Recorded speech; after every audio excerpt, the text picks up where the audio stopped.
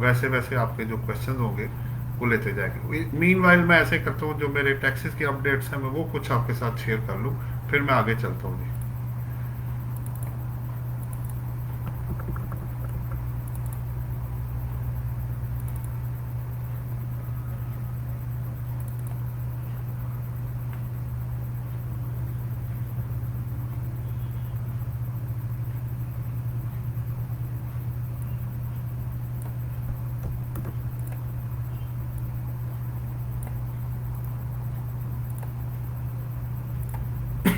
जी जनाब, सबसे पहले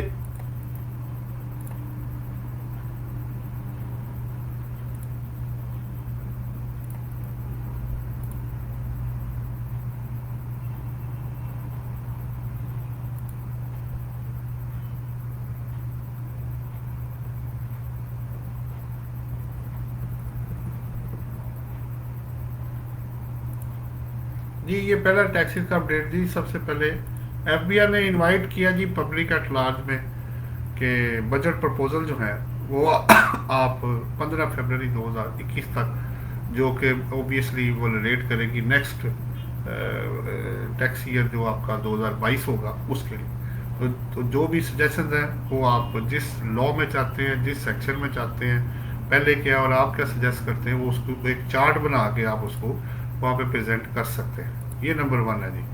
नंबर टू, मैं इससे पहले के लोग आए और मैं सेकंड जो टैक्सेस का अपडेट है वो आपसे शेयर करता हूँ।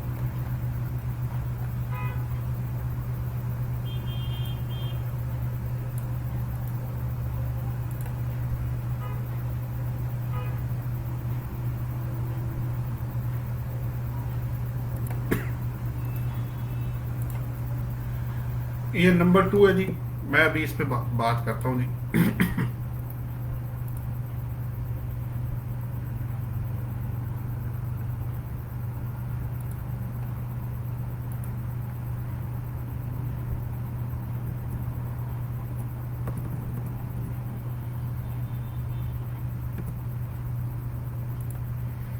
ये जी सेकंड टैक्सेस का अपडेट है।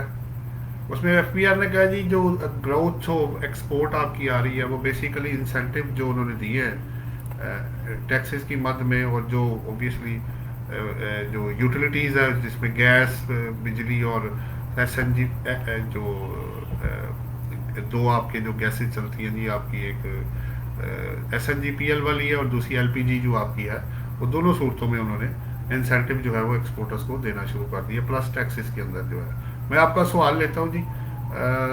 हमारे साथ ये मेरे दो थे जी, कोई सवाल हो तो आप ज़रूर दें जी। पहला सवाल आया जी हमारे पास, सैयद इजहार हुसैन कह रहे हैं, sir, a person non-resident received 147 advance tax notice. He has savings in Pakistan and takes profit on that. Is he liable to such tax? देखिए बात ये हो रही है कि आपके जो प्रॉफिट ऑन डेट है बेसिकली वो उन्होंने इसको बनाया है।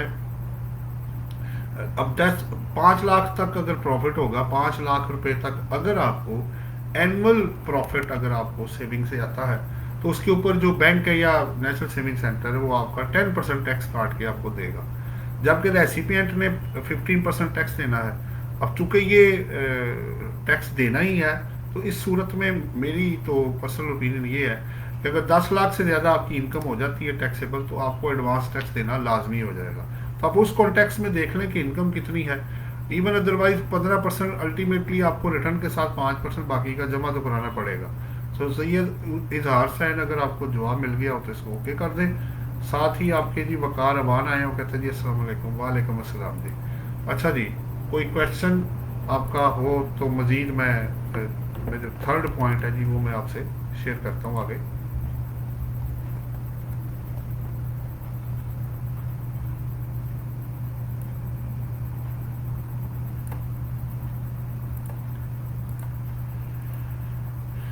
जी ये थर्ड पॉइंट है, procedure for importers registration for custom clearance. जी वेब वेब वेब को वेब वी बॉक्स जिसे आप कहते हैं, उसमें रजिस्ट्रेशन के उन्होंने एक तरीका बता दिया है कि इसके मतलब जो कमर्शियल है, नॉन कमर्शियल है, ट्रस्ट है, किसने किस तरह कितने डॉक्यूमेंट्स फाइल करने हैं, कौन कौन से वो डॉक्यूमेंट्स हैं, कब कब आपने चीज़ें पूरी करनी है, तब उसको रजिस्ट्रेशन इसकी मिलेगी। ये बेसिकली थर्ड जो जो है आपका वो, मैं दूसरी तरफ भी पेस्ट कर दूँ जी ज़रा। हाँ जी, ये आपका जो प्रोसीजर है बेसिकली, ये उन्होंने उसका तरीका बताया जी। मीनवाइल एक क्वेश्चन आ गया है जी, वो किया है जी मोहम्मद अमीन साहब, कह रहे हैं sir a person may give cash gift through banking channel to any person other than blood relations.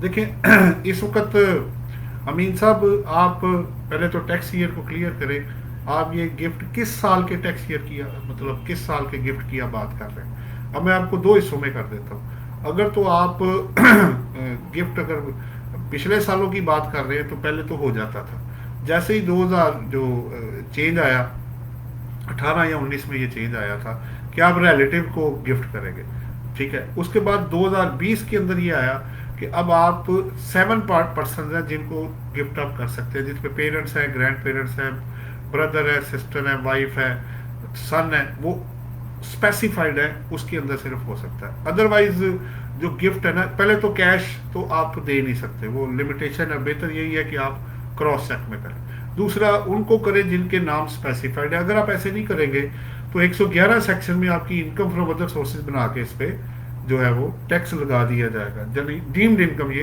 बन जाएगी। तो मुझे उम्मीद है जी आपको मोहम्मद अमीन साहब जवाब मिल गया होगा, अगर मिल गया हो तो इसको ओके कर दें जी।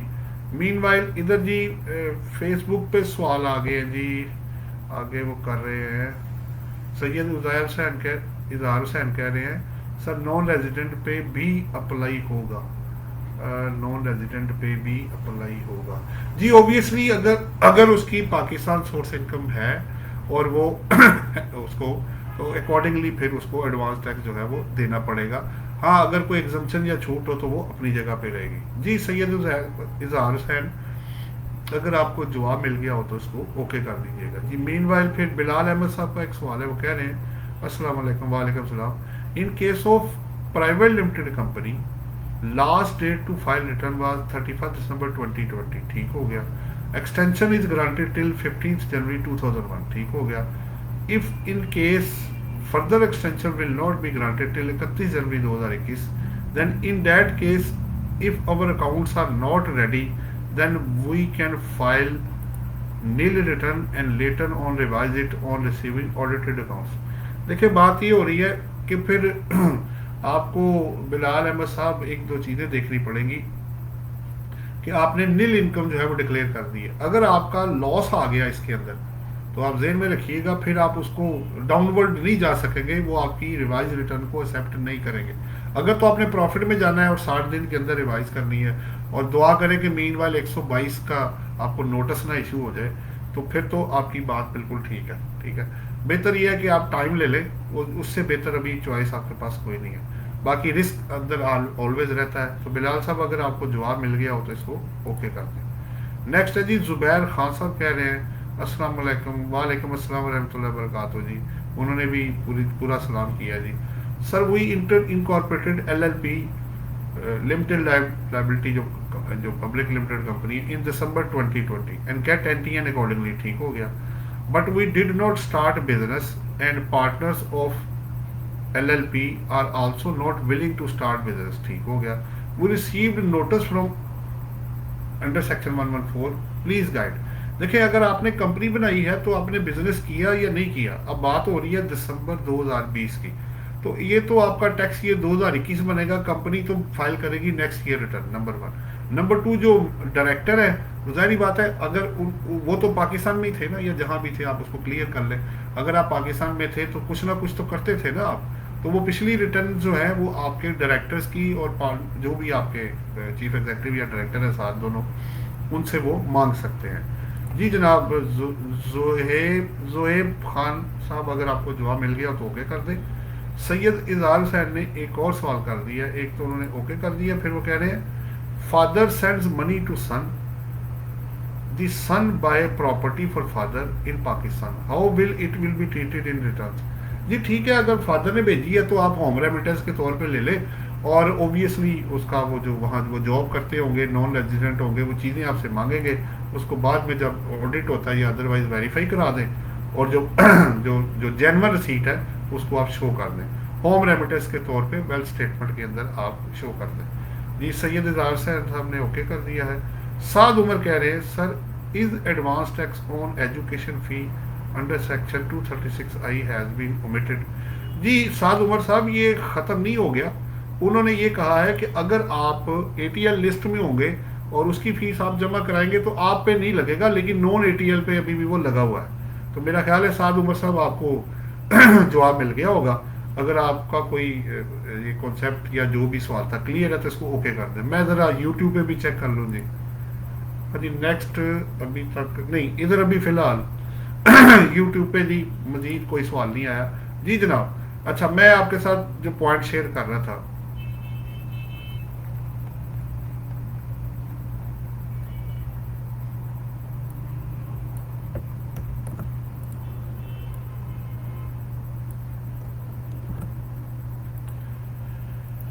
जी मेरा नेक्स्ट पॉइंट है जी, FBR issues a anti money laundering जो लॉ है आपका, या counter financing terrorism guidelines for accountants to comply with FATF condition. देखिए वही बात है, उन्होंने गाइडेंस प्रोवाइड कर दी है जिसके मुताबिक कौन कौन सी कब कब रिपोर्टिंग होगी, किस किस ने करनी है। बेसिकली 3 सेक्टर इसके अंदर शामिल है, एक आपका ज्वेलर्स, एक आपके अकाउंटेंट्स, और एक आपके रियल एस्टेट के एजेंट्स और बिल्डर्स और डेवलपर जो इसके अंदर होंगे वो शामिल है इसके अंदर। अच्छा जी, उन्होंने ओके कर दिया साद उमर ने। जुहेब खान कह रहे हैं, वो कह रहे हैं जी कि सॉरी सर, दिसंबर 2020 में नहीं, दिसंबर 2019 में एलएलपी रजिस्टर की है एलएलपी। तो ठीक है जुहेब खान, फिर तो आपकी जो कंपनी की रिटर्न है वो आपको फाइल करना पाकिस्तान में लाजमी है, चाहे आपने बिजनेस किया या नहीं किया, प्रॉफिट हुआ लॉस हुआ कुछ भी नहीं हुआ, तो रिटर्न फाइल करना आपको लाजमी होगा। जुहेब खान अगर आपको जवाब मिल गया हो तो इसको ओके कर दें। और फिर जी जुल्फ़कार खलील हैं, वो कह रहे हैं माशाल्लाह good lecture sir, thank you very much जी। जुल्फ़कार साहब कोई सवाल हो तो ज़रूर कर लीजिएगा जी। सैयद इज़हार हुसैन ने एक और सवाल किया, वो कह रहे हैं सर आईटीपी लेना चाहता हूँ पर एमबीए है qualification, is it possible to take ITP और एमबीए फाइनेंस डिग्री। देखिए बात ये हो रही है कि वो तो क्वालिफिकेशन और डिग्री ठीक है, क्वालिफिकेशन और एक्सपीरियंस दोनों में से कोई एक या दोनों तो मिल जाता है, लेकिन इसके लिए ओबियसली आपको उनका जो इंटरव्यू है वो पास करना पड़ेगा, उसके बगैर आपको आईटीपी का लाइसेंस जो है ना वो नहीं मिलेगा। ये मैं आपको पहले बताता चलूँ जी जनाब। बिलाल अहमद साहब ने सवाल किया है जी, उसको देखते हैं। नेक्स्ट जो सवाल उन्होंने किया है वो कह रहे हैं sir we filed extension today, अच्छा but still application is not responded, should we wait or personally contact with commissioner, or we should file after due date if not granted because our private limited is in losses since 2016, what are the consequences। अब ज़ाहिर बात है जी, अगर losses में है तो नील की file करेंगे तो आपके तो लॉसेज जीरो हो जाएंगे, वो तो उसको एक्सेप्ट ही नहीं करेंगे। इसलिए बेहतर यह है कि आप ई पोर्टल पे भी कर दें और वहाँ जाके उनसे आप बात कर लें, इनको स्पेशल केस, क्योंकि 15 दिन के बाद अगर आप फर्दर चाहते हैं तो आपको स्पेशल केसेस में कमिश्नर से अप्रूवल लेनी पड़ेगी। अगर पोर्टल ओपन है तो उसमें कर लें और जाके मिल भी लें और उनसे टाइम जो है गेन कर लें तो ज़्यादा अच्छा हो जाएगा। तो मुझे उम्मीद है बिलाल अहमद साहब आपको जवाब मिल गया होगा। जुएब खान ने इसको ओके कर दिया है जी। इधर कोई सवाल अगर आए तो मैं वेट कर रहा हूँ जी जनाब। ये मेरे कुछ पॉइंट्स थे जो मैं आपसे शेयर कर रहा हूँ। हाँ जी आगे चलता हूँ जी मैं।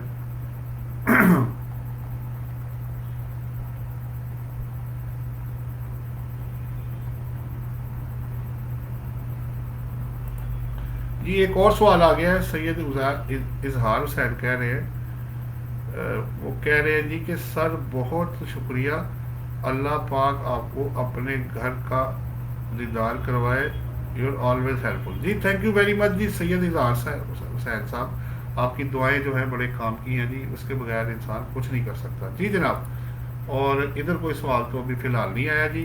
जी मैं फर्दर शेयरिंग करता हूँ जी आप लोगों से। ये नॉन एप्लीकेशन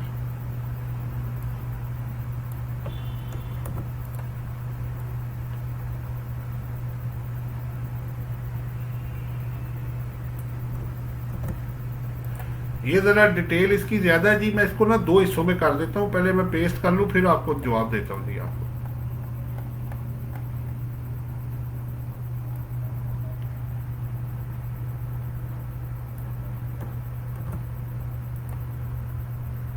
जी मैं अभी आप लोगों का भी सवाल लेता हूँ जी, पहले मैं इसको एंटर कर लूँ जी।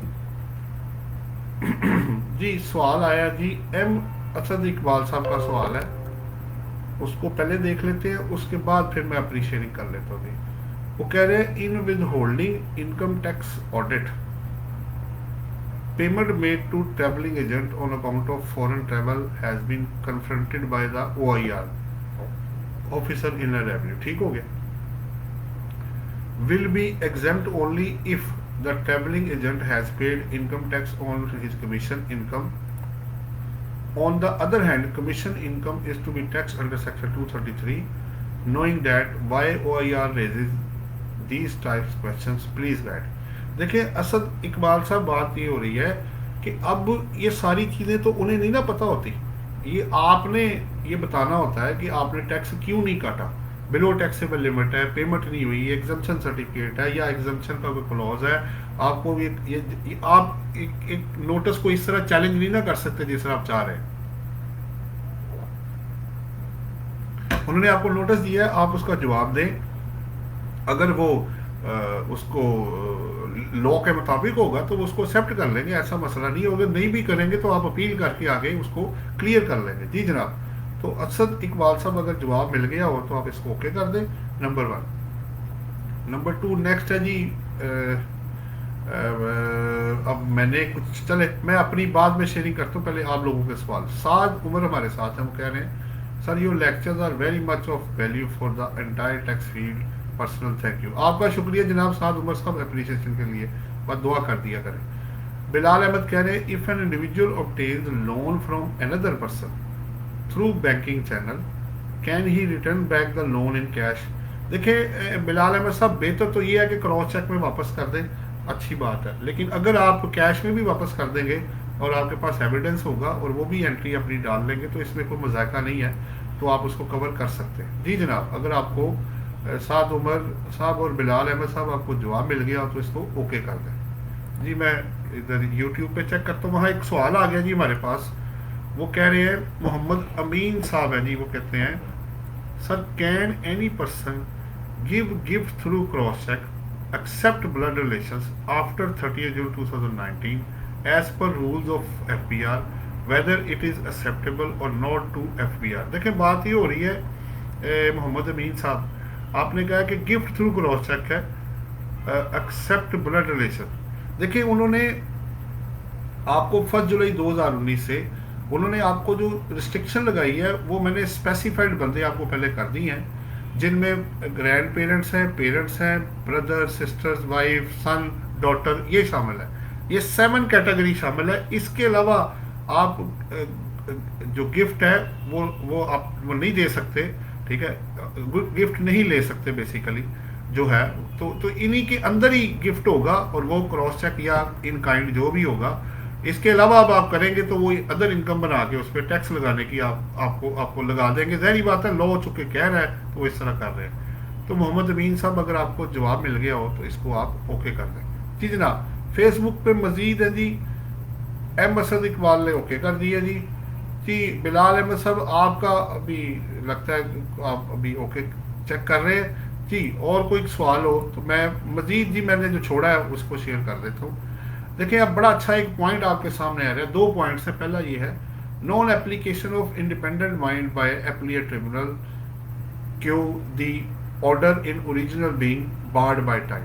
असल में ये सेल टैक्स का जी केस है जिसमें सुप्रीम कोर्ट ने ऑलरेडी ये जजमेंट भी हेल्ड कर दी हुई है कि आपको पता है सेक्शन 11 को रीड करेंगे, सेक्शन पहले 36 होता था जो इसके साथ था, तो सेक्शन 11 ये कहता है कि अगर आपने सेल टैक्स लॉ में कोई शो कॉज नोटिस इशू करना है तो 5 years from the tax period जो आपका है, जो सेल टैक्स में मंथली जनरली होता है या क्वार्टरली जहाँ होगा वहाँ से शुरू होगा टैक्स पीरियड से, और 5 साल के अंदर अंदर होगा शो कॉज नोटिस सेक्शन 11 में। और उसके बाद जो ऑर्डर उसका करना है वो मैक्सिमम जो उन्होंने दिन दी है वो उन्होंने 270 डेज दी है कि पहला 60 और उसके बाद जो एडिशनल 90 है, और फिर उसके बाद अल्टीमेटली 60 और है, जो मैक्सिमम जो पीरियड है जो जिसमें कि वो फैसला कर सकते हैं, वो आपका 270 डेज बनता है। उसके बाद अगर वो फैसला करते हैं तो फिर ये जो क्या कहते हैं ऑर्डर होगा, ये नल एंड वाइड हो जाएगा in the eyes of law. और इस पे सुप्रीम कोर्ट की जजमेंट है वो इसमें कोटेड है, उसमें हाई कोर्ट भी है इसके अंदर शामिल है। ये एक बात तो ये होगी। अब इससे कनेक्टेड एक दूसरा पॉइंट भी है, वो भी मैंने आपसे शेयर करना है। जी मोहम्मद अमीन साहब कह रहे हैं शुक्रिया, आपका शुक्रिया जी।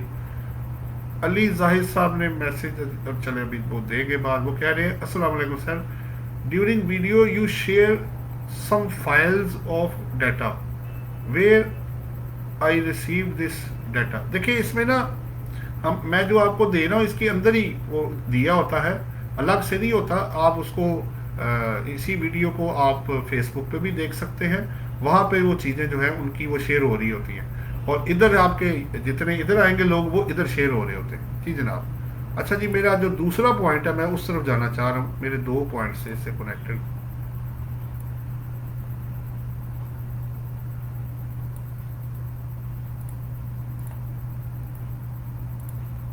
जी ये दूसरा पॉइंट भी बड़ा इंपॉर्टेंट है जी। Failure to give lawful reasons in the order violation of section 24A, violation of, sorry section नहीं है जी, ये क्लॉज है, बेसिकली टाइपिंग एरर हुआ है।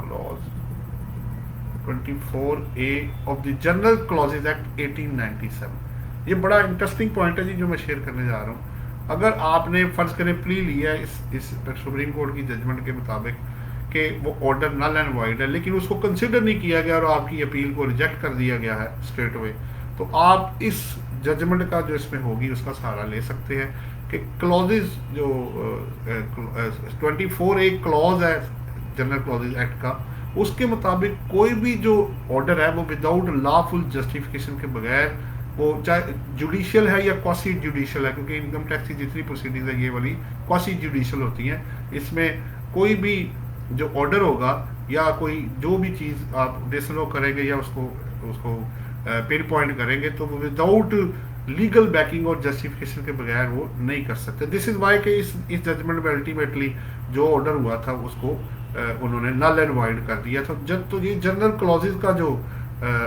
है। अच्छा इसमें एक और भी चीज़ है कि वो मैंने सेक्शन जो क्लॉज है 24 है वो भी प्रोड्यूस कर दिया है। अगर आप उसको पहले कोई देखेंगे तो वेयर बाय, मतलब मैं शॉर्ट कर देता हूँ कि अगर आप कोई इनेक्टमेंट या पावर को या ऑर्डर को अब डायरेक्शन देते हैं किसी चीज़ की, तो वो फेयरली, जस्टली, रीजनेबली और फॉर लीगल और for the purposes of the enactment होगा, उसके अलावा कुछ नहीं होगा। इसका मतलब है कि विदाउट लीगल जस्टिफिकेशन और फेयरनेस के बगैर और उसकी एप्लीकेशन के को ट्रू एप्लीकेशन के बगैर आप कोई भी जो ऑर्डर है वो इंटैक्ट नहीं कर सकते। जी जनाब, ये था जी मेरा दूसरा इसके अंदर क्लॉजेज का जो पॉइंट था वो भी आपके पास चला गया। जी कोई और सवाल हो तो मैं देखता हूँ जी। जी अभी तक तो इधर यही था जी।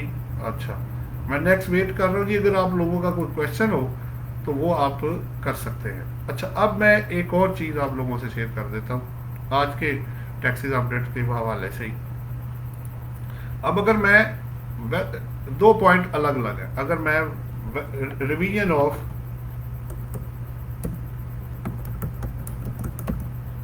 वेल्थ स्टेटमेंट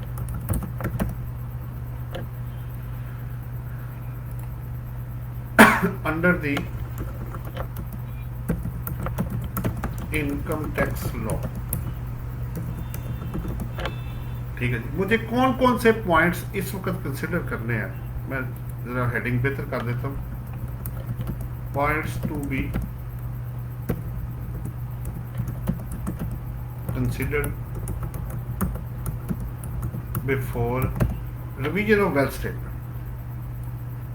जी मैं इसको YouTube पे भी शेयर कर देता हूँ जी।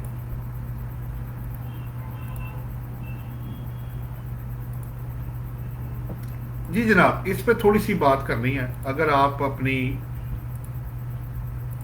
वेल्थ स्टेटमेंट को रिवाइज करना चाहते हैं तो अब मुझे कौन कौन से पॉइंट्स जो हैं जिनको कंसिडर करना है। देखिए सबसे पहला जो पॉइंट है नंबर 1, आप within 5 year from the date of जो आपने जो रिटर्न आपने फाइल की है, वेल्थ स्टेटमेंट जो आपने फाइल की है, तो 5 साल के पिछले 5 साल की जो वेल्थ स्टेटमेंट्स है आप उसको नंबर 1 कर सकते हैं रिवाइज। नंबर 2, उसमें अब एक नया पॉइंट उन्होंने डाला है कि आपने under intimation to the commissioner income tax आपने वेल्थ स्टेटमेंट आप रिवाइज कर लेंगे, आप इंटीमेशन साथ देंगे। नंबर 2, अब जो इंटीमेशन है उसका एक फॉर्म और प्रोसीजर होगा, वो बाद में प्रिस्क्राइब करेंगे, अभी जो कि ऐसा सच नहीं आया।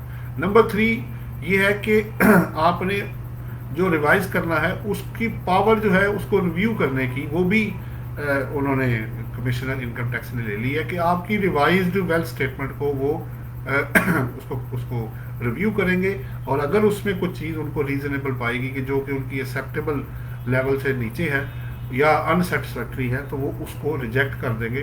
बाकी आगे ये तो एक 3 पॉइंट्स हैं जो आपको इसके अंदर कंसिडर करना है। नंबर 1, अब मैं चलता हूँ दूसरी तरफ। जी शेख अहमद साहब हमारे साथ है जी, कह रहे जी अस्सलाम वालेकुम। वालेकुम अस्सलाम जी। शेख साहब कोई सवाल हो तो कर लीजिएगा। जी जनाब, अब मैं चाहता हूँ कि मैं अच्छा, अब इसमें अब 1-2 चीज़ें और भी हैं। वो ये है कि 30 जून 2017 के बाद एक लॉ पास हुआ कि अगर आपको 122(9) का नोटिस इशू हो गया तो आप अपनी वेल्थ स्टेटमेंट को रिवाइज नहीं कर सकेंगे। अब हमारे मुताबिक वो 18 से ऑनवर्ड एप्लीकेबल है, टैक्स ईयर 2017 या उससे पीछे एप्लीकेबल नहीं है। ये लॉ की इंटरप्रिटेशन इस तरह की जा रही है, क्योंकि ये सब्सटेंटिव लॉ में अमेंडमेंट है, और जब तक लॉ में लिखा ना जाए तब तक ये प्रोस्पेक्टिव नहीं हो सकता, रेट्रोस्पेक्टिव नहीं हो सकता, ये प्रोस्पेक्टिव ही होगा। नंबर 1। अब आगे एक और सवाल आ गया जी, फिर मैं revision of income tax return की तरफ जाऊंगा। बिलाल अहमद साहब कह रहे हैं, in case of sole proprietor earning business income and paying tax, if he purchases property and pay tax under section 236K, is this tax is adjustable with his business tax liability? If yes, then how this amount will be adjusted in his business accounts? देखिए बात ये हो रही है बिलाल साहब कि जब आप उसकी रिटर्न फाइल करेंगे, क्योंकि सोल प्रोप्राइटर है तो एनटीएन एक ही होना है, बिजनेस और पर्सनल को मर्ज करके आपने टैक्स जो है वो कैलकुलेट करना होता है। तो अब आपका जो टैक्स है वो बिजनेस में नहीं आएगा, वो पर्सनल बेसिस पे आपकी रिटर्न के अंदर जो है 236K में आपको मिल जाएगा, आप उसको उसके अंदर डाल सकते हैं। इसको बिजनेस के साथ मिक्स करने की जरूरत नहीं है बिलाल साहब, इसको अलग रखिएगा। सो मतलब लग का मतलब है कि बैलेंस शीट में इफेक्ट ना डालना शुरू कर दीजिएगा, उसका ताल्लुक वेल्थ के साथ है, पर्सनल के साथ है। सो बिलाल साहब अगर आपको जवाब मिल गया हो तो इसको ओके कर दें। मैं मीनवाइल देखता हूँ जी। हाँ जी, यूट्यूब पे एक सवाल उन्होंने किया है, शेख अहमद कह रहे हैं कि I have done BCom, how can I get ITP licence. ये बेसिकली जी क्वालिफिकेशन बेस्ड है या एक्सपीरियंस बेस्ड है। अब इसके रूल्स पढ़ेंगे ना, उसके अंदर दिया हुआ है कि आप ITP कैसे बन सकते हैं, सो उसको देख लें आप। अब मुझे ज़बानी शायद रूल याद नहीं, 81 से 86 है, ऐसे करके है रूल जो है, उसको पढ़ लें, उसके मुताबिक आप अप्लाई कर सकते हैं जब आप एंटाइटल्ड होंगे। समीम अहमद हमारे साथ हैं। हाँ जी, वो सवाल है जी, cash purchases of raw material spices is allowed और not in a private limited company. Cash purchases of, देखिए बात ये हो रही है, आप समीम अहमद पहले तो ये जवाब देंगे कि आप जो काम क्या करते हैं। अगर तो आपने एंटरटेनमेंट पर्पस के लिए आपने यूज़ किया तो आप एक्सपेंस क्लेम कर सकते हैं, नंबर 1। अब कैश का तो फिर बिजनेस पर्पस होगा, चाहे आप ट्रेड करें या बिजनेस में यूज़ करें, नंबर 1, यानी एक्सपेंस के तौर पे। अब रही बात कैश परचेजेज की, तो उसमें अब मसला ये है कि आपने जो 50,000 से अब ट्रांजेक्शन है एक वक्त में एक पार्टी के साथ, वो थ्रू क्रॉस चेक होगा, क्योंकि अगर आप वो उसको नहीं करेंगे तो वो आपको एक्सपेंस जो है एक्सेप्ट सर्टन केसेस में छूट भी है, जैसे यूटिलिटी बिल्स है, गवर्नमेंट का ड्यूज है, ट्रैवल फेयर है, ऑक्ट्राई है, उसमें वो दे देते हैं। लेकिन अदरवाइज आपने अगर 50,000 से ऊपर एक सिंगल ट्रांजेक्शन एक पार्टी के साथ आपने की तो वो थ्रू क्रॉस चेक पेमेंट होगी, वरना वो आपकी जो एक्सपेंस है वो डिसल हो जाएगा। अब इसमें 2 चीज़ें हैं, परचेजेज के ऊपर लिमिटेशन ये है कि अगर वो क्रॉस चेक में नहीं है तो 20% से ज़्यादा जो आपने रॉ मटेरियल या फिनिश गुड्स परचेज किए उससे ज़्यादा वो डिसलो नहीं कर सकते। और बाकियों पे क्या होगा कि बाकी के ऊपर वो विद होल्डिंग टैक्स फिर आपसे मांगेंगे कि जी इसका विद होल्डिंग टैक्स अगर बनता है तो जमा कराएं, लेकिन परचेजेज की वजह से उन्होंने जो कहा है कि जी हम मैक्सिमम जो डिसलो करेंगे, जो उसकी पेमेंट क्रॉस चेक में करनी है, तो वो मैक्सिमम लिमिट उन्होंने दी हुई है। तो मेरा ख्याल है समीम अहमद साहब आपको जवाब मिल गया होगा। वैसे रेलिवेंट सेक्शन आपका 21 है, अगर इसमें को ऊपर नीचे हो जाए तो उसको वहाँ से चेक कर लीजिएगा। जी समीम अहमद साहब, अगर जवाब मिल गया हो तो आप इसको ओके कर दें। जी नेक्स्ट है जी, हाँ जी नेक्स्ट कोई क्वेश्चन तो फिलहाल नहीं आ रहा जी इधर से, ठीक हो गया जी।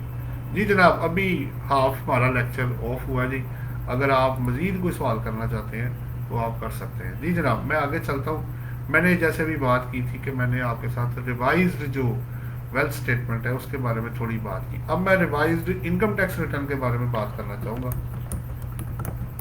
रिवाइज्ड, ये पॉइंट्स फिर उसी तरह ही to be considered before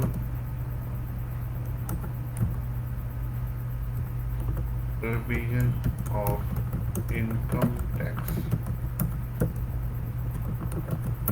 return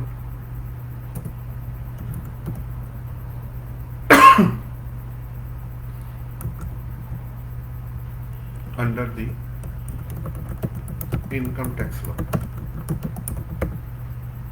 जी जनाब, मैं पेस्ट कर लूँ जी, मैं अभी बिलाल साहब आपके सवाल का भी जवाब देता हूँ।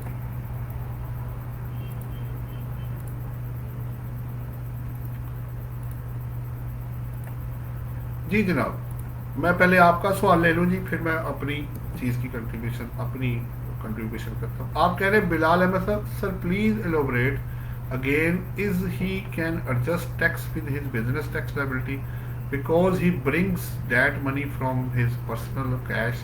Should he increase his capital because further money is invested? देखिए बिलाल अहमद साहब, बात ये हो रही है कि उन्होंने जो टैक्स पे किया है, जाहिर बात है उनके पास पैसा होगा तो टैक्स पे किया है ना।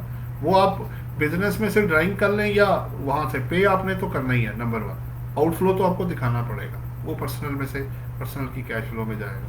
और रही दूसरी बात, और दूसरा जो क्वेश्चन है कि वो एडजस्ट हो सकता है, बिल्कुल आप कर सकते हैं जी, इसको कोई इशू नहीं है इसके अंदर, इसलिए आप इससे ज़्यादा परेशान ना हो, उसकी कवरेज आप ले सकते हैं। हाँ जी आगे जी, बिलाल अहमद साहब जो सवाल जवाब मिल गया तो ओके कर दें।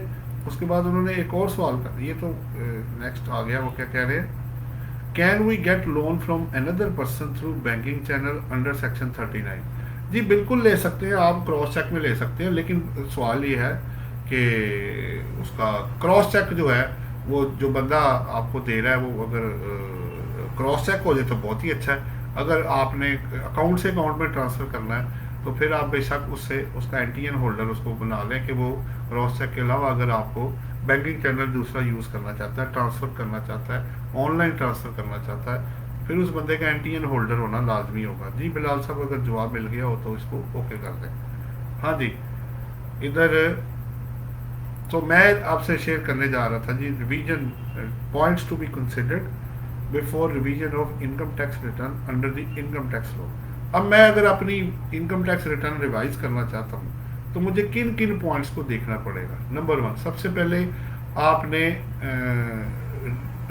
रिवाइज ऑडिटेड अकाउंट्स या अकाउंट्स जो हैं वो अनऑडिटेड देने हैं अगर एप्लीकेबल है। नंबर 2, आपको जो रीज़न है वो बतानी है कि आपने साथ अटैच करनी है कि आप रिटर्न रिवाइज क्यों कर रहे हैं। नंबर 3, अगर आपको कमिश्नर इन रेवेन्यू की अप्रूवल चाहिए तो वो भी आप लेंगे तो तभी आप आगे जा सकते हैं, अटैच करेंगे आप। नंबर 4, फिर आपको ये है कि आपने अपनी जो इनकम है, जो पहले ओरिजिनल इनकम डिक्लेयर की है जिसको आप रिवाइज करने जा रहे हैं, उससे आप इनकम कम नहीं कर सकते और लॉस को आप जो है वो ज़्यादा नहीं कर सकते। ये पॉइंट भी आपके पास जो है वो नोट करने वाला है, यानी लॉस पहले से कम हो सकता है और इनकम आपकी बढ़ सकती है, ठीक है।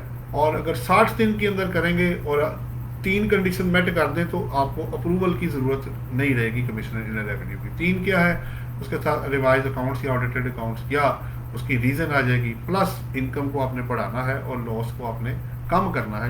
ये बात हो रही है, 2 बातें हो गई।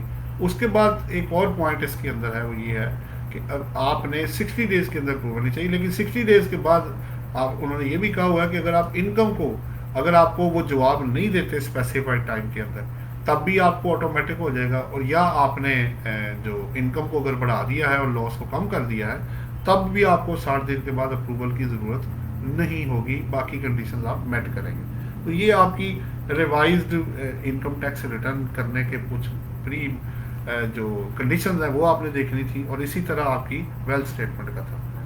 जी आगे सवाल आया है जी, बिलाल अहमद साहब कह रहे हैं, is the commercial importer is liable to register in sale tax when his supplies are sale tax exempt. देखिए इंपोर्ट अब बिलाल अहमद साहब विदाउट सेल टैक्स में रजिस्टर्ड हुए आप इंपोर्ट कर नहीं सकते, पॉसिबल नहीं है।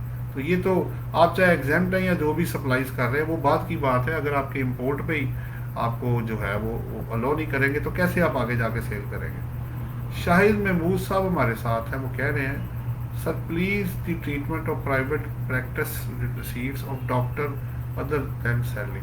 तो आप नहीं, प्राइवेट प्रैक्टिस की रिसीट्स हैं दो तरह की होती है, एक वो जो जनरल पब्लिक से है, यानी उन लोगों से आए जो विद होल्डिंग एजेंट ना हो तो आप प्रॉफिट एंड लॉस अकाउंट बना के टैक्स देंगे, और अगर आपको उन लोगों से आया जो कि मतलब कॉर्पोरेट सेक्टर है तो फिर आपका 10% उसका वो रिसीट का होएगा, ग्रॉस रिसीट का, या प्रॉफिट पे बेस पे टैक्स जो टैक्सेबल इनकम पे लगेगा, दोनों में से जो हायर होगा वो आप पे करेंगे। तो मुझे उम्मीद है जी शाहिद महमूद साहब आपको जो जवाब है वो मिल गया होगा, और अगर ये मिल गया है तो इसको ओके कर दें। जी बिलाल अहमद साहब आपका भी ओके हो गया है।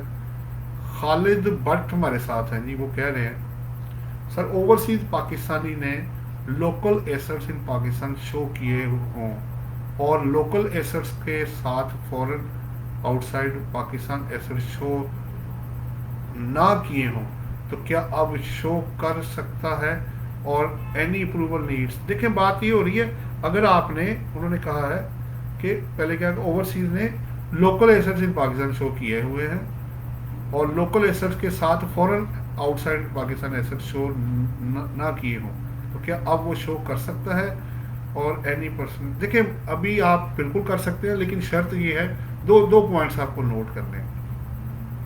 पहली बात तो यह है कि नॉन रेजिडेंट को ओवरसीज पाकिस्तान की जगह आप पहले ये बताएंगे कि वो रेजिडेंट है कि नॉन रेजिडेंट है, क्योंकि अगर रेजिडेंट है तो फिर उसको वेल्थ स्टेटमेंट में जो है वो फाइल करना लाजमी है। अच्छा, अब रही बात आउटसाइड पाकिस्तान, तो अगर रेजिडेंट इंडिविजुअल की $10,000 US और वेल्थ जो है 10 लाख US से ज़्यादा होती है तो फॉरेन सोर्स इनकम और फॉरेन एसेट्स की सेपरेट स्टेटमेंट फाइल करना लाजमी है, और वेल्थ स्टेटमेंट के अंदर उन्होंने फॉरेन एसेट्स की जगह भी दी हुई है जिसको कि वो ऐड करके टोटल एसेट्स बनाएगा। तो खालिद भट्ट साहब अगर आपको जवाब मिल गया हो तो इसको वो ओके कर दें, क्योंकि इसमें अप्रूवल की ऐसा ज़रूरत नहीं है अगर कोई नोटिस ना आपको इशू हुआ हो जब तक। बिलाल अहमद साहब कह रहे हैं sorry commercial exporter not important. देखिए कमर्शियल एक्सपोर्टर को देखें एक्सपोर्ट भी विदाउट सेल टैक्स रजिस्ट्रेशन की नहीं हो रही है, आल्दो के लॉ ये कहता है कि आप विदाउट अगर आप रिफंड चाहते हैं सेल टैक्स में तो आप सेल टैक्स में रजिस्टर्ड हो जाएं, अगर रिफंड नहीं चाहिए। लेकिन एक्सपोर्ट आप करेंगे कैसे, वी बॉक्स में जब तक आप आएंगे नहीं आप एक्सपोर्ट कर ही नहीं सकते, और वो पहले आपसे रजिस्ट्रेशन सारी करवाएंगे। इसलिए थोरेटिकली तो रिक्वायर्ड नहीं है, लेकिन प्रैक्टिकली आप फिर एक्सपोर्ट कर नहीं पाएंगे। बिलाल अहमद साहब अगर आपको जवाब मिल गया हो तो इसको ओके कर दें। शायद महमूद साहब ने ओके कर दिया है। साजिद खान हमारे साथ हैं, वो कह रहे हैं how can we get NTN of overseas POC holder. ठीक है,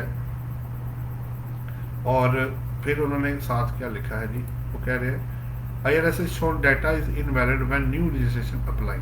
देखिए बात ये हो रही है कि आप उसका जो तरीका है आप उसको डॉक्यूमेंट्स जाके फॉर्म फिल करके उनको दें, और अगर पोर्टल पे कोई मसला है तो उसको आप ठीक कर लें, रिक्वेस्ट फॉरवर्ड करें, आपको एनटीएन बड़ी क्विकली आप वो रिस्पॉन्ड करते हैं, और आप उसका जो ओवरसीज़ का जो है उसको दिखा के जो कार्ड NIC बना होता है बंदे का ओवरसीज़ वाला, तो वो आप दिखा के उसको यूज़ कर सकते हैं। जी जनाब। जी साजिद खान साहब अगर जवाब मिल गया तो ओके कर दें। खालिद भट्ट ने कहा जी नॉन रेजिडेंट है, तो ठीक है फिर नॉन रेजिडेंट उसका जवाब मैंने आपको दे दिया है, क्योंकि अगर रेजिडेंट होगा तो सिचुएशन डिफरेंट हो जाएगी। तो अब आगे आ रहे हैं जी, बिलाल अहमद साहब कह रहे हैं sir please elaborate section 113 subsection 3C with example when tax paid under subsection 1 exceeds the actual tax payable under part 1 for clause 1 of division 1 of division 2 of first schedule the excess amount of the tax paid shall be carried forward for adjustment against the tax liability under the aforesaid part of subsequent tax year। जी बिलाल अहमद साहब बिल्कुल ठीक आप कह रहे हैं। मैं अभी आपका सवाल अपने साजिद खान ने ओके कर दिया जी, चलें आपका शुक्रिया जनाब। बिलाल खान साहब हो ये रहा है कि आपको दो तीन चीज़ें ज़हन में रखनी है। नंबर वन, अगर आपका मिनिमम टैक्स आपके नॉर्मल टैक्स से ज़्यादा है, यानी फ़र्ज़ करें मिनिमम टैक्स है 2019 में 5 लाख रुपए और नॉर्मल टैक्स आपका प्रॉफिट पे बन गया है 2 लाख रुपए, तो जितना मिनिमम टैक्स नॉर्मल टैक्स से ज़्यादा होगा यानी 3 लाख रुपए वो कैरी फॉरवर्ड होगा, और कैरी फॉरवर्ड करके ये इतना आपकी अगले साल की नॉर्मल टैक्स लायबिलिटी जो कि प्रॉफिट के ऊपर टैक्स होगा उसके अगेंस्ट इतनी एडजस्ट होएगी कि नेक्स्ट ईयर की जो टैक्स लायबिलिटी है वो आपकी मिनिमम टैक्स लायबिलिटी से कम ना बने। मसलन मेरा पीछे से 3 लाख आया है, आगे जो 20 में मेरा प्रॉफिट पे टैक्स बना है वो बना है 10 लाख रुपए, ठीक है, 3 लाख पीछे से आया, 10 लाख आगे बना, जबकि मेरा जो मिनिमम टैक्स है वो मेरा बनता है 9 लाख रुपए। अब आपको जो क्रेडिट मिलना है एडजस्टमेंट अगले साल में वो 1 लाख रुपए की मिलेगी, बाकी 2 लाख आप आगे ले जाएंगे। सो मैंने नॉर्मल में से इतना लेस करना है कि अगले साल की मिनिमम टैक्स लायबिलिटी से कम मेरी लायबिलिटी ना बने। तो बिलाल अहमद साहब अगर आपको समझ आ गया हो तो इसको ओके कर दे। मीनवाइल मैं यूट्यूब पे देखूं जी कोई सवाल आया हो तो। जी RH एसोसिएट्स कह रहे हैं sir can we convert over cash in hand into dollar and deposit in dollar account. जी RH एसोसिएट जी बिल्कुल कर सकते हैं आप। अगर आपके पास कैश इन हैंड वाइट पड़ा हुआ है और डिक्लेयर हुआ है और आप उसकी रिसीट दिखा देते हैं कि जी ये मैंने डॉलर खरीद के आगे वो जमा कराए हैं, तो कोई प्रॉब्लम नहीं है इसके अंदर, आप उसको कवर कर सकते हैं। जी समीम अहमद सवाल कर रहे हैं, वो कह रहे हैं I am purchasing spices from unregistered person and selling in superstores after retail packing. The purchases are 100% cash, while supplies may be exempt as annual turnover is less than 3 million. जी ठीक है, आप अगर स्पाइसेस खरीद के unregistered person को super store में आप देखें, आपकी पहले तो आप ये देखें कि आप ट्रेडर की डेफिनेशन में आ रहे हैं, आप रिटेलर की डेफिनेशन में नहीं आ रहे। आपने खुद ही कहा कि आप सुपर स्टोर को बेच रहे हैं, तो जनरल पब्लिक को तो नहीं बेच रहे ना, तो आप रिटेलर नहीं है। आप 3 मिलियन वाला जो बेनिफिट है वो उन्होंने जो दिया आप उसको नोट करें, वो ट्रेडर के लिए नहीं है, वो रिटेलर के लिए। तो टियर 1 और टियर 2 वाला जो कॉन्सेप्ट है उसको देखें, अगर आप उसमें फिट होते होंगे तो तब आप उसका बेनिफिट ले सकते हैं, अदरवाइज वो नहीं अवेलेबल होगा। अब रही बात आप 100% कैश में परचेज करते हैं तो ठीक है, उसका तो फिर देखना पड़ेगा कि आप पे कोई और चीज़ हिट ना हो रही हो। आपने मजीद एक और चीज़ ऐड कर दी है, आपने लिखा है falls under cottage industry what would be sales tax and income tax implications whether I have to deduct 5% sales tax from unregistered persons. I think spices sales without retail packing is in non taxable activity। देखिए बात ये हो रही है, वो तो आपको third schedule देखना पड़ेगा, उसमें वो आता है कि नहीं आता, या 6 शेड्यूल भी देखना पड़ेगा अगर आप एग्जाम्प्ट है। ये तो पॉइंट ऑफ लॉ भी और फैक्ट भी है, ये चेक किए बगैर इस तरह जवाब नहीं दिया जा सकता। आपको चेक करना पड़ेगा कि स्पाइसेस अगर ओबियसली पैकिंग वाले तो थर्ड शेड्यूल में है और अनपैक्ड वाले जो है वो कहाँ फॉल करते हैं, अगर उनकी कोई एग्जम्पशन होगी तो मिलेगी, अदरवाइज वो टैक्सेबल में चला जाएगा। अब रही बात विद होल्डिंग की, तो आप विद होल्डिंग एजेंट होंगे तो तभी आप टैक्स काटेंगे, अदरवाइज ज़रूरत नहीं है। RH एसोसिएट्स कह रहे हैं सर वेल्थ स्टेटमेंट में डॉलर अकाउंट के बैलेंस पाक रुपीज़ में कन्वर्ट करके डिक्लेयर करते हैं। जी ठीक है, बहुत जो पाक रुपीज़ की वैल्यू में डी वैल्यू की वजह से डिफरेंस आएगा, उसको कहाँ डिक्लेयर करेंगे। देखिए बात ये हो रही है, RH एसोसिएट्स वाले जो साहब भी हैं, देखिए बात ये हो रही है कि अगर आपका डॉलर आपने खरीदे थे साल के शुरू में और साल के एंड पे भी वही पड़े हुए हैं, तो फिर आपको परेशान होने की ज़रूरत नहीं है। जब तक आप एक्चुअली पैसा निकालेंगे नहीं या खर्च नहीं करेंगे तब तक आपके कोई भी गेन या लॉस रिकग्नाइज नहीं किया जाएगा। तो RH एसोसिएट्स अगर आपको जवाब मिल गया हो तो आप इसको ओके कर दें, क्योंकि वेल्थ बनती है एक्चुअल कॉस्ट बेसिस पे, उस पर मार्केट वैल्यू का कोई इफेक्ट नहीं डाला जाता। जी जनाब, फेसबुक पे मैं देख लूँ जी, मेरे पास जो सवाल है साजिद खान ने ओके कर दिया, बिलाल अहमद ने ओके कर दिया जी। इधर जी समीम अहमद और RH एसोसिएट्स, अगर आपको जवाब मिल गया हो तो ओके कर दें। जी जनाब, और कोई क्वेश्चन हो तो मैंने आपके साथ कुछ पॉइंट शेयर किए थे। वो मेरा पॉइंट जो था ना जी रह गया था, मैं आपके सवालों में चला गया। वो था revision points to be considered before revision of income tax return जो है उसकी बात की जा रही है कि उसके रिवाइज करने से पहले मुझे किन किन चीज़ों को जेहन में रखना है। देखिए सबसे पहली बात अभी मैंने जो आपसे वैसे डिटेल में शेयर कर दी है, पॉइंट्स है 114(6) और 114(6)(a) जो सेक्शन है उसके मुताबिक इसकी प्री कंडीशन जो होगी आपको मेट करनी पड़ेगी। जी जनाब, कोई और सवाल हो जी? सो अभी जी तकरीबन 15 मिनट बाकी हैं। आप कोई क्वेश्चन करना चाहें तो मैं वेट कर रहा हूँ कि आप क्वेश्चन कर सकते हैं। लाइव क्वेश्चन है। अच्छा, उसमें एक और चीज़ मैं शेयर करता चलूँ, मैं उसका लिंक आपको दे देता हूँ।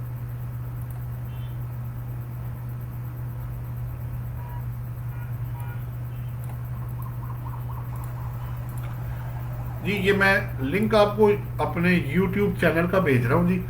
ये तमाम दोस्तों से रिक्वेस्ट है कि इसको जो सब्सक्राइब कर दें और बेल आइकॉन को क्लिक कर दें, क्योंकि इसके ऊपर 200 प्लस वीडियोस ऑलरेडी हमने अपलोड की हुई हैं। उसको आप बिल्कुल फ्री उसको यूज़ कर सकते हैं। अब हमारी बुक्स जो हैं 2020 और 2021 की वो भी अपलोडेड है, PDF वाली भी है, तो आप उसको यूज़ कर सकते हैं। तो ये कोशिश हम कर रहे हैं जी, ये जो काम हमने शुरू किया हुआ है ये एक सदका जारिया के तौर पे हम कोशिश कर रहे हैं किसी तरह लोगों तक मैक्सिमम।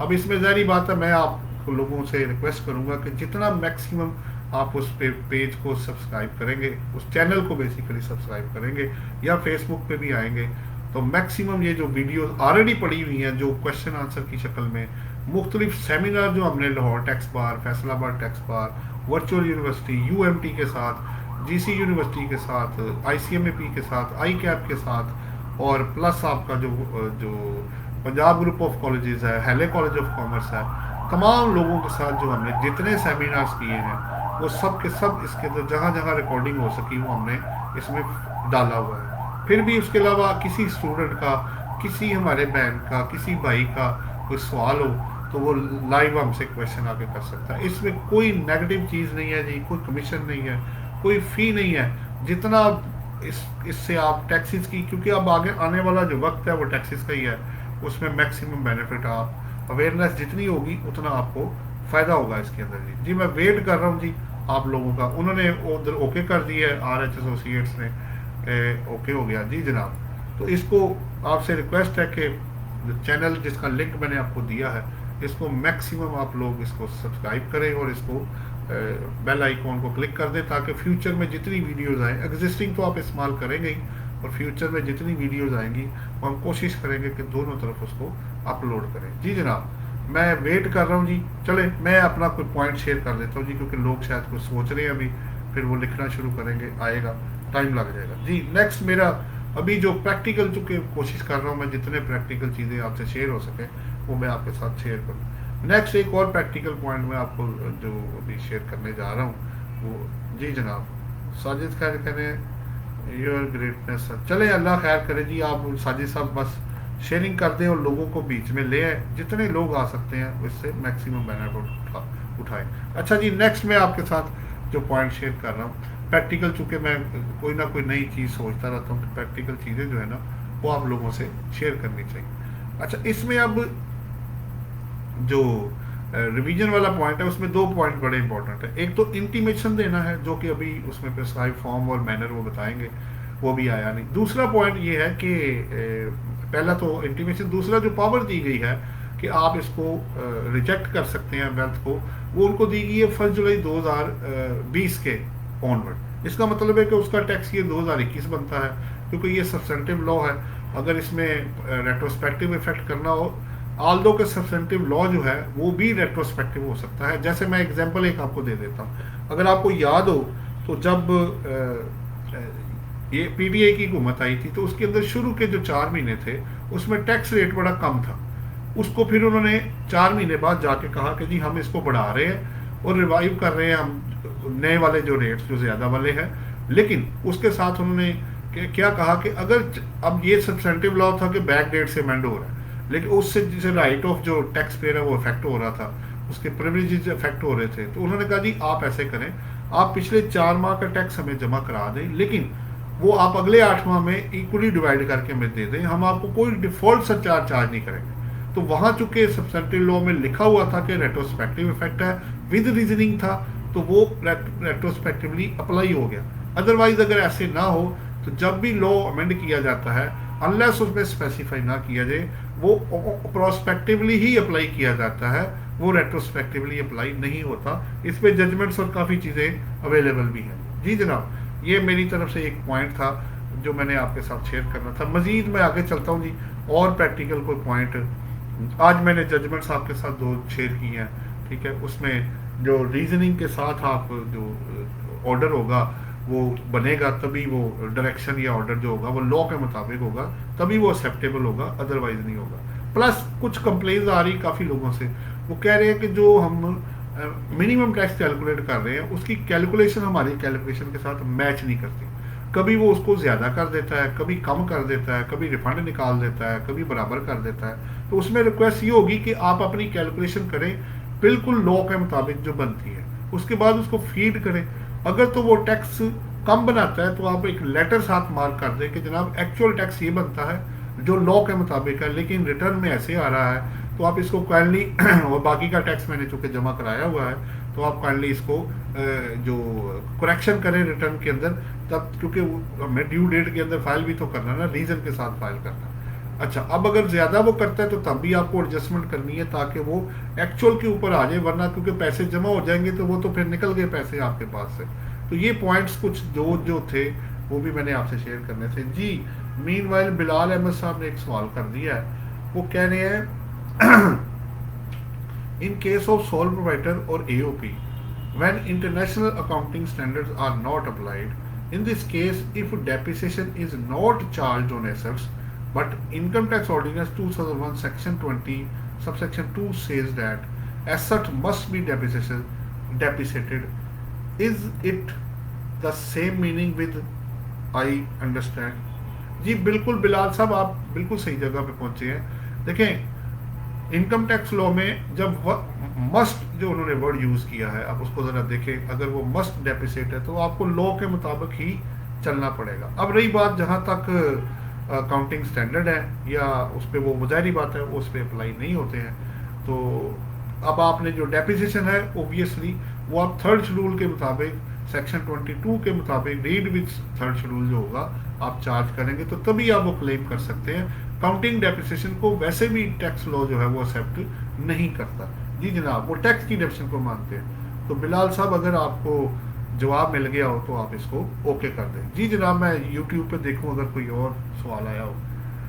जी RH एसोसिएट्स के सर डिस्कस अबाउट DNFBP। देखिए, ये ओबियसली अभी आप एंटी मनी लॉन्ड्रिंग लॉ की बात कर रहे हैं, जो एंटी मनी लॉन्ड्रिंग का जो एक्ट 2010 है उसकी बात हो रही है। देखिए, बात ये हो रही है, मैंने पहले भी शेयर किया था, इसमें आपने पहले चेक करना है नंबर 1, क्या आपका क्लाइंट या आप उसके अंदर फॉल करते हैं, जिसमें ज्वेलर्स हैं, अकाउंटेंट्स हैं और रियल एस्टेट जो डीलर और डेवलपर एंड बिल्डर जो है वो इसके अंदर शामिल है। ये 3 कैटेगरीज इसके अंदर शामिल है। क्या आप उसमें फॉल करते हैं? फिर उसके बाद क्या आप किसी ऐसी ट्रांजैक्शन में इन्वॉल्व है जो सस्पिशियस हो? ये वर्ड बड़ा कम्प्रीहेंसिव है, सस्पिशियस ट्रांजैक्शंस, जिसका कोई मालक नहीं, जिसका पता कोई नहीं, जिसका सपोर्टिंग मिसिंग हो रहा है, वो ऐसी अनयूजुअल ट्रांजैक्शन है, वो सारा कुछ सस्पिशियस के अंदर फॉल करता है। तो अगर आप पहले देखें कि आप उसमें फॉल करते हैं।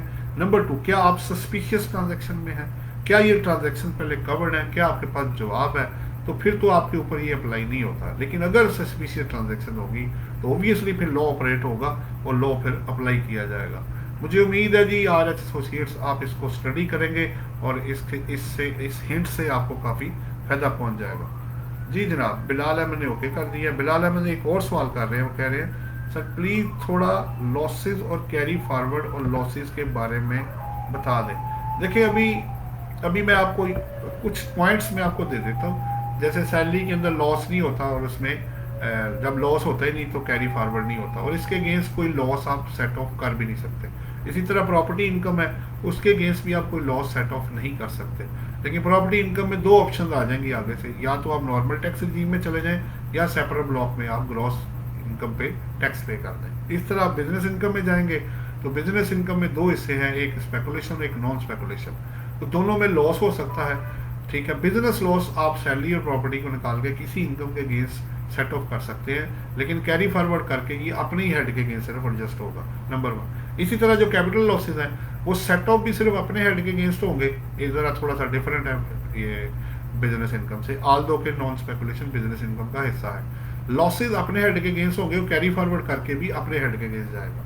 इसी तरह फिर इनकम फ्रॉम जो अदर जो कैपिटल गेन है उसके आपको पता है अंदर अंदर काफ़ी ब्रांचेज हैं, 37 है, 38(5) है, फिर 37A है, तो कहीं कहीं वो सेपरेट ब्लॉक में है, कहीं वो नॉर्मल टैक्स रिजीम में है, कहीं वो कैरी फॉरवर्ड 6 साल का है, कहीं 3 साल का है। इसी तरह इनकम फ्रॉम अदर सोर्सेज है वो 1 साल के लिए आप सेट ऑफ कर सकते हैं और उसमें कैरी फॉरवर्ड की फैसिलिटी अवेलेबल नहीं है। तो मुझे उम्मीद है जी आपको इससे काफ़ी फ़ायदा हो जाएगा। बिलाल अहमद साहब जी, मैं यूट्यूब पे चेक करूँ जी।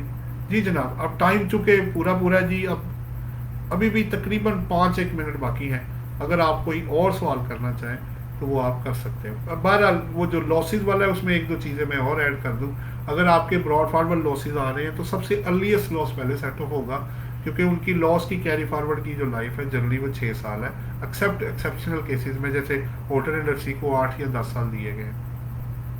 इसी तरह डेप्रिसिएशन लॉस अनलिमिटेड लाइफ के लिए है, ठीक है, लेकिन उन्होंने एडजस्ट सिर्फ बिजनेस इनकम के अगेंस्ट ही होना है। सो जी, इससे पहले कि मैं कुछ और जी वो ओके हो गया। अब बिलाल अहमद ने ओके कर दिया, प्लस अब जो सवाल है शहजाद बलोच साहब का सवाल आ गया है, sir is input allowed to builders in Punjab revenue authority under tariff heading 15 where PRA tax is charge on square feet basis. देखिए बात यह है कि अगर वो फिक्स टैक्स रिजीम के अंदर है, आप उसको पहले पढ़ें। अगर तो फिक्स टैक्स रिजीम में है और तो फिर वो जनरली इनपुट अलाउ नहीं करते, लेकिन अगर उन्होंने लिखा हुआ है कि आप इनपुट क्लेम कर सकते हैं तो आपको इनपुट मिल जाएगा। अदरवाइज जो फिक्स्ड वाले होते हैं उनको इनपुट जनरली नहीं दिया जाता। जैसे हम लोग चार्टर्ड अकाउंटेंट्स हैं जो सर्विसेज रेंडर करते हैं, उसमें 5% इसका सेल टैक्स लगा हुआ है और विदाउट इनपुट के होगा, वो हमें नहीं मिलेगा। सो आप उसको हर प्रोविंस का लॉ चूंकि इंडिपेंडेंट है तो उसके मुताबिक उसको स्टडी करके उसके मुताबिक रिजल्ट आप निकालेंगे। तो शहजाद बलोच साहब अगर जवाब मिल गया हो तो उसको ओके कर दें। आगे जी नवीद अफजल कह रहे हैं सर जिंदाबाद, थैंक यू वेरी मच जी नवीद साहब, आप दुआ कर दिया करें, अल्लाह खैर करे, बड़ी बेहतरी आएगी जी। 3 मिनट अभी भी आपके पास बाकी है, कोई सवाल हो तो आप कर सकते हैं, क्योंकि हम कोशिश कर रहे हैं कि इसको 1 घंटे का जो सेशन है उसको कैरी करें। तो कोई भी हमारे साथ इसमें लाइव आना चाहता है वो आके हमारे साथ सवाल करे। मैं फिर दोबारा लिंक जी आपको भेज देता हूँ क्लोज करने से पहले।